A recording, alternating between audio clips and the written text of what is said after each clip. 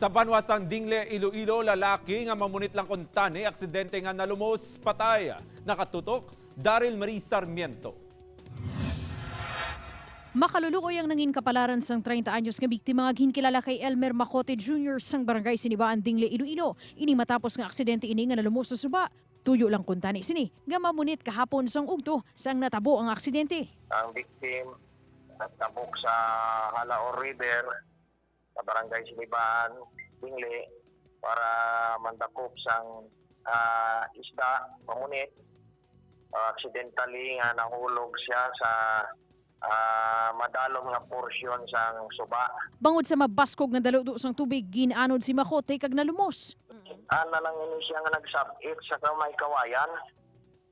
Dito sa piyak nga kuan nga pangpang sang Suba. Gintuyo pa kuntani ang i-revive sang rescuers sang biktima apang gindeklara ini nga dead on arrival.